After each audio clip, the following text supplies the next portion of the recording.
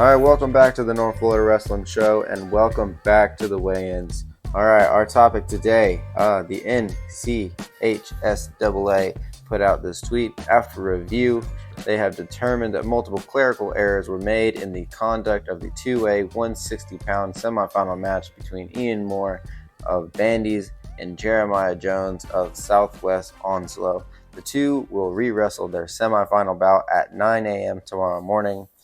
This prompted a Matthew Murdoch to expand on what's going on. He said that the score was 4-4 going in, so Bandy's wrestler gets the takedown second period with a minute left. They reward Onslow with the wrestle takedown, and score is 6-4 going into third. No one has said anything about the score. Onslow chooses neutral. Bandy's gets the takedown on the scoreboard. It is 6-6. Then Onslow gets the reversal and makes it 8-6, him winning in the scoreboard. Match ends that way, and Bandy's coach walks up on the mat and said the score should be flipped. No time did the ref, coaches, or spectators catch the wrong score. So it's quite a situation. I'm going to go ahead and defer this to my dad first, and then see what he says. So, Dad, what do you think about this situation here? Well, I think this is a very unfortunate situation on several levels. I personally, as an official, have never been on the mat for a situation such as this, but I have been mat side at numerous large tournaments. Two cases come to mind in the Florida State tournament. I'm not going to divulge any names or specifics other than the similarity between points being earned and then given to the wrong individual. Again, it's unfortunate in the big picture, but it's slightly disturbing as an official as it pertains to the specifics of it. I'd be curious to know if the table awarded the points wrong, or if the official awarded with the wrong wrist, which I have done several times. It happens, especially throughout the course of a long tournament. And then, as you alluded to, no one else caught it, specifically the assistant referee, which, that's as per his duties or her duties. They are to ensure that the proper points are awarded to the proper wrestler, because obviously the official with the whistle is focusing on the action. And then again, like you alluded to, no one at the table caught it. No one in the corners caught it. None of the fans caught it. And it is amazing how this does happen. Again, the cases that I have seen that are similar to this, there have been just complete ignorance to the wrong score.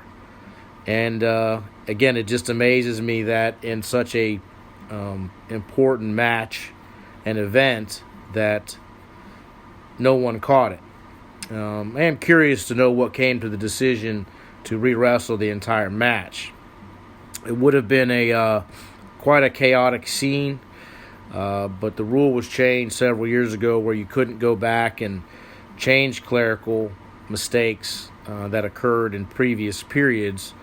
So I don't know if that was an option, or if the state of North Carolina just said, we're just going to re-wrestle the whole thing, which, no matter the outcome, there's going to be controversy surrounding this. And as I stated in the beginning, it's very unfortunate.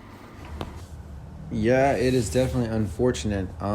That's a good point. I'm actually very curious as to know how the score became wrong in the first place. And I am curious as how they came to the decision to re-wrestle it earlier on in the morning. I know, from me reading a little bit of the comments, like I am apt to do, a few people are saying that, since it was changed in the second, that's going to change the complexity of how you're going to wrestle that match. So it's good that they caught it, right away. but or maybe it isn't, because I mean, I know what we were talking about. You're not going to allude to the other one, but I know I was subject to that, not in as big a tournament as the state tournament, but in a big tournament down south. Got to the quarterfinals, I would believe it was. Wrestled a kid that I had beaten, a couple times already, and he was able to get one over on me. Go back and check the score, though. We go back and see the tape, and it turns out that there's 2 points that were awarded to him that were supposed to go toward me, and guess who ends up losing by 1 in that tournament? Probably a good thing in it, because I would end up having to wrestle this pretty stout dude anyway. But anyway, so it does happen. But it's crazy. It is a good point, though. I'd like to know if it was the table's fault or if it was the official's fault, or what happens from there. Very, very neglectful. But anyway, we want to know what you guys think. So send us in the comments on Facebook, Instagram, or you can send us in a voice message through the link on this episode, and we will add it on to the end so we can keep the conversation going. Let's hear it, guys.